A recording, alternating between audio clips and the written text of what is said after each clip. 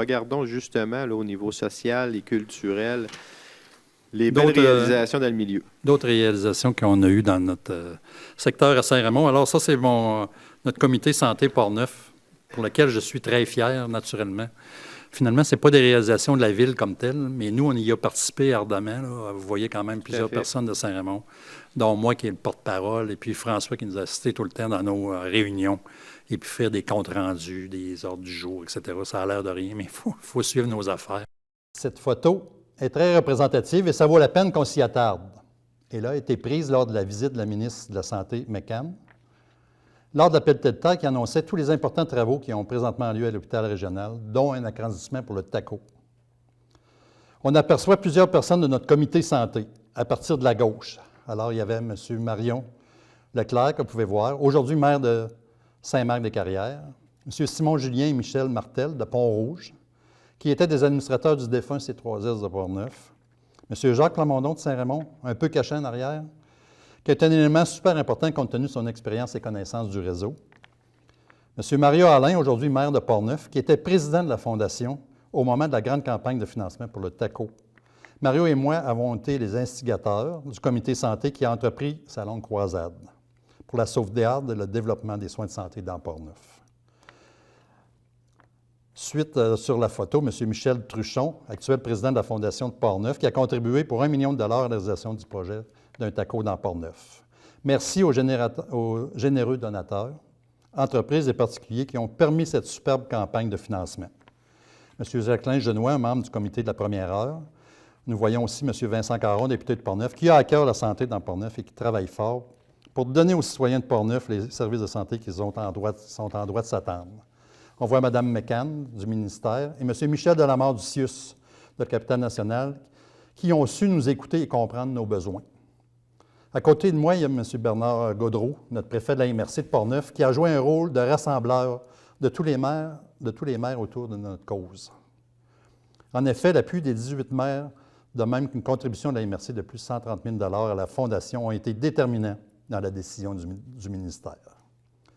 On voit aussi Mme Louise Magnan, représentante de Saint-Hubal et du secteur ouest de Port-Neuf.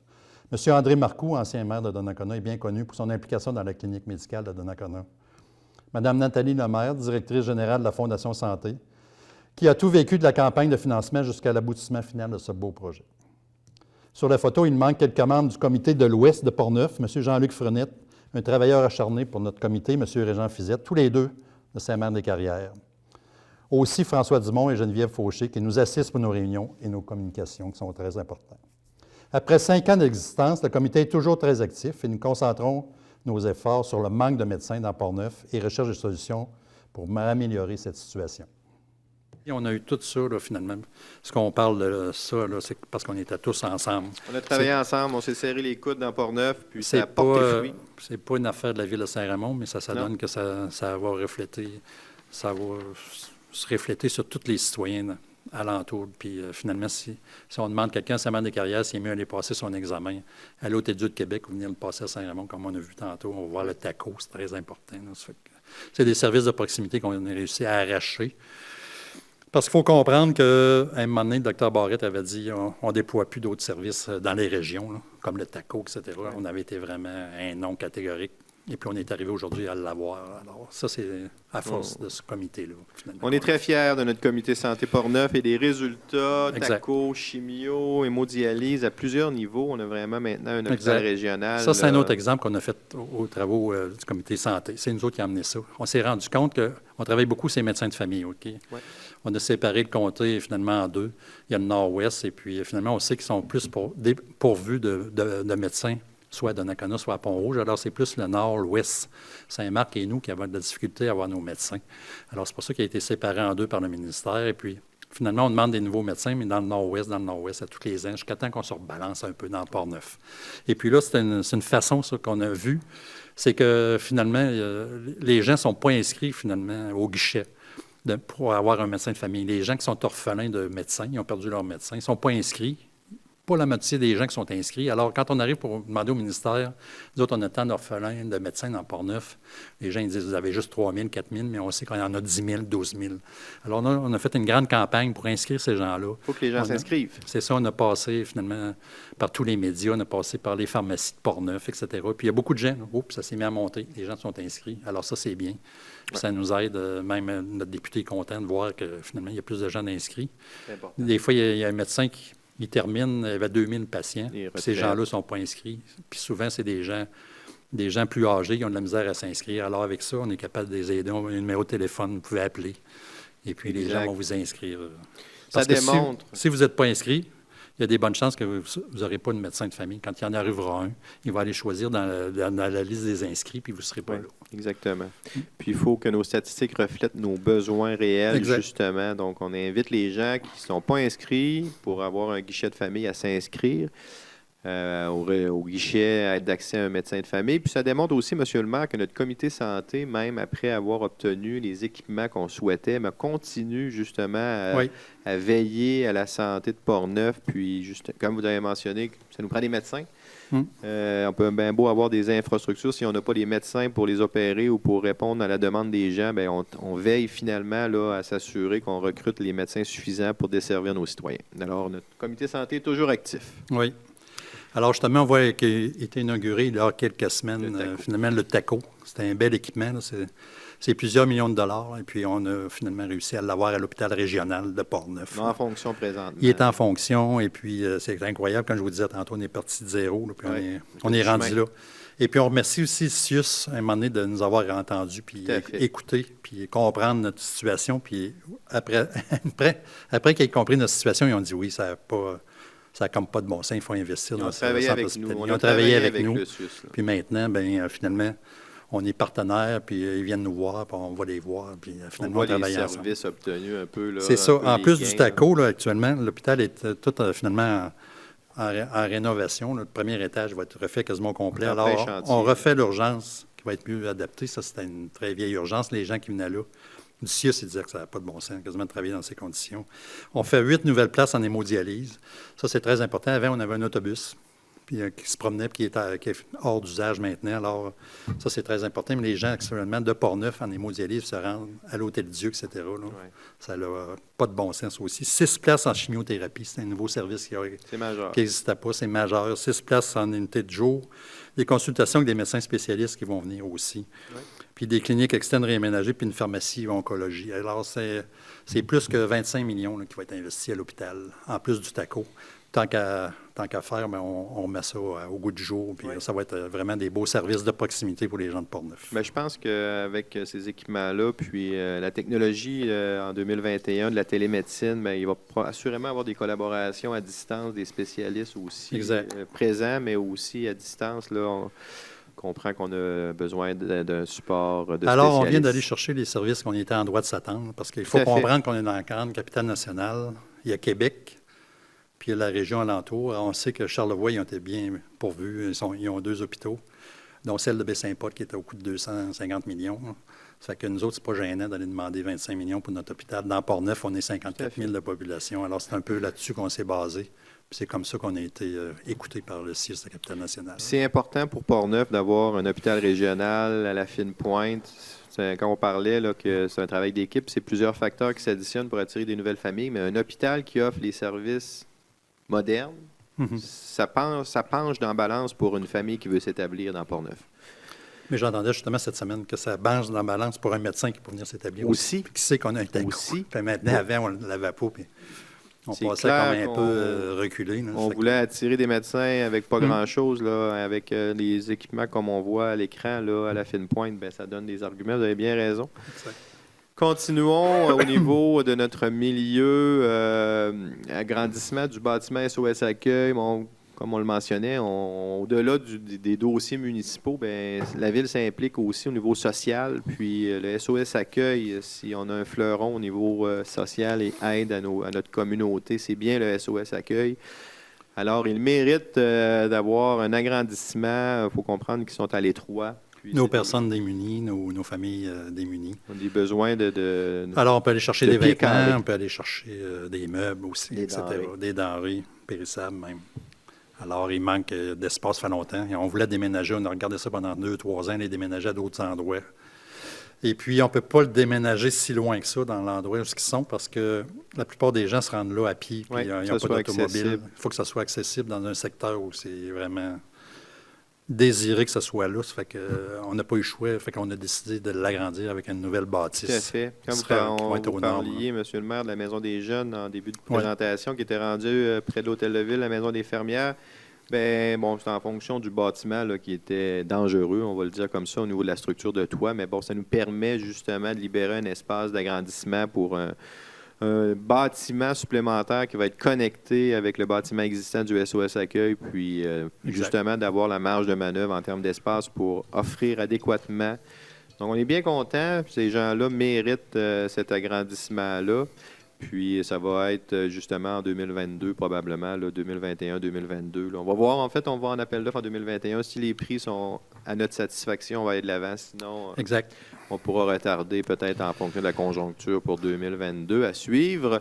Notre projet, M. le maire, du milieu où on participe. On travaille depuis 2 ans. Il faut dire que ça fait 2 ans qu'on est dans les plans et devis encore là avec des firmes spécialisées. Oui. Parce que Projet de résidence pour aînés. exact, Pavillon ça aussi, Chantejoie. c'est tout subventionné. Là. C'est des Un bâtisses long processus. qui coûtent énormément cher. On parle pratiquement de 10 millions pour ce projet-là, pour une quarantaine de places dans une première phase. Tout à fait. Pour les personnes, finalement, avec la SHQ puis le SCHL, alors c'est un programme très normé.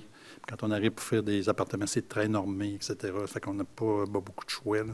Répondre aux besoins du milieu. Là, Ça va répondre à un besoin, mais ça va être avec des prix modiques. Oui, plus Alors, accessible. plus accessible à des gens, là, finalement, qui vont pouvoir...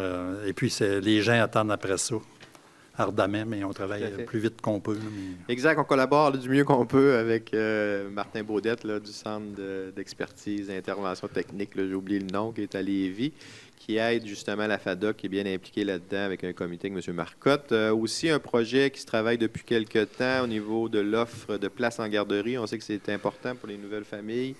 C'est un agrandissement du centre du de petite CPE. enfance, du CPE, que nous avons déjà à Saint-Raymond. Il y a 80 places qui est déjà au centre-ville. Exact. Puis il va y avoir un autre 39 places qui est juste ici à l'arrière du bâtiment, ce que nous trouvons, là, du bâtiment finalement sur la rue des Pionniers. 39 nouvelles places qui sont très attendues parce que là encore, on a beaucoup de demandes de citoyens qui n'ont pas finalement, qui cherchent une garderie.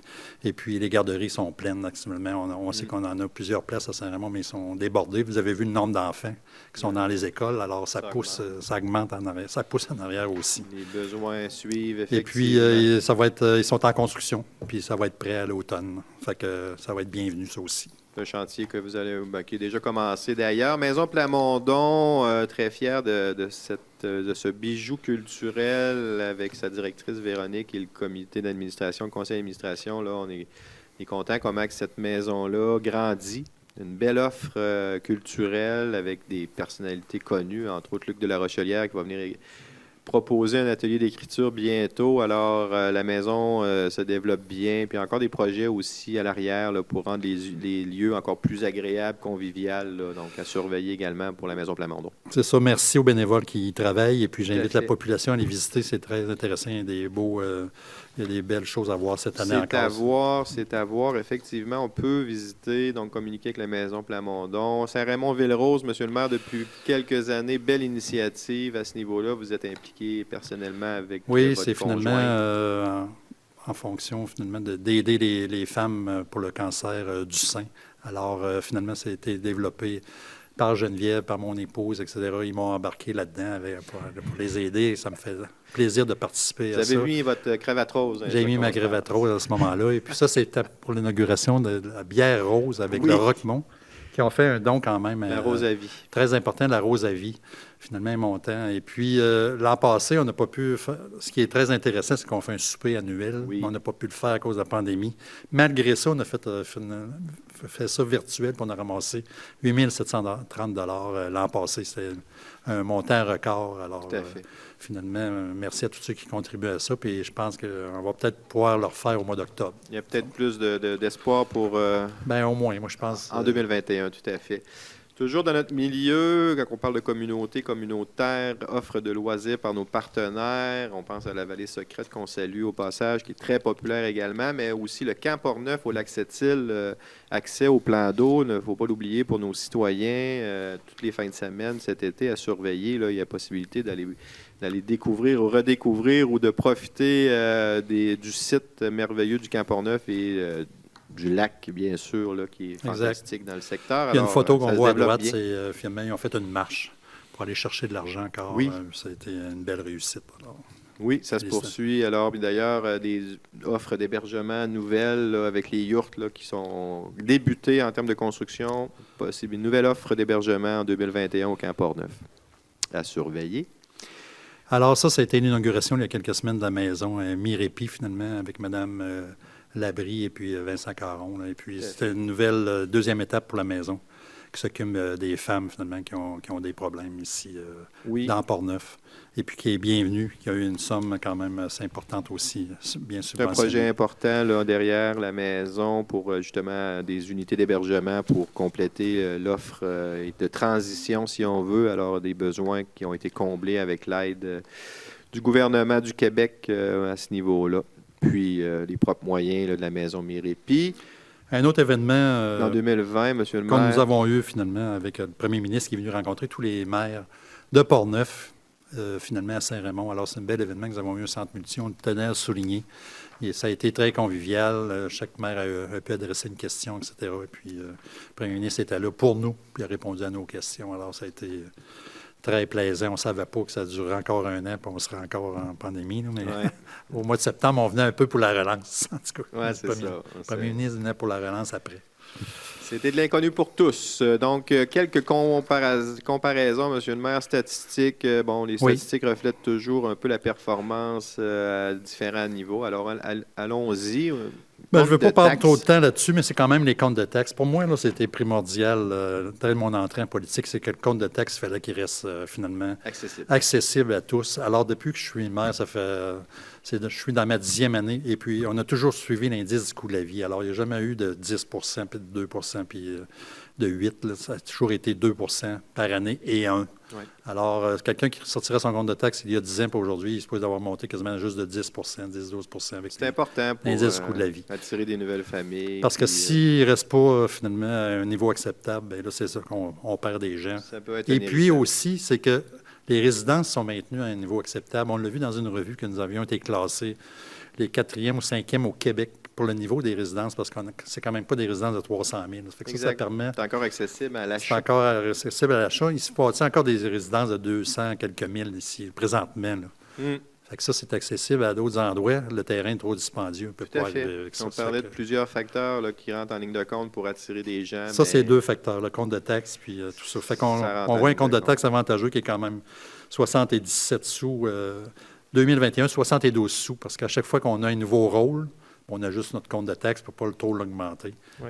Les gens, fait que c'est ça que ça monte, en fait. Exactement. On aime bien, justement, être concurrentiel là, en termes de taxes. Puis l'an passé, on a fait un compte de taxes gelé. Là, on a atténué, justement, on peut voir la hausse de taxes 2021, alors pour une résidence, ça a été 0.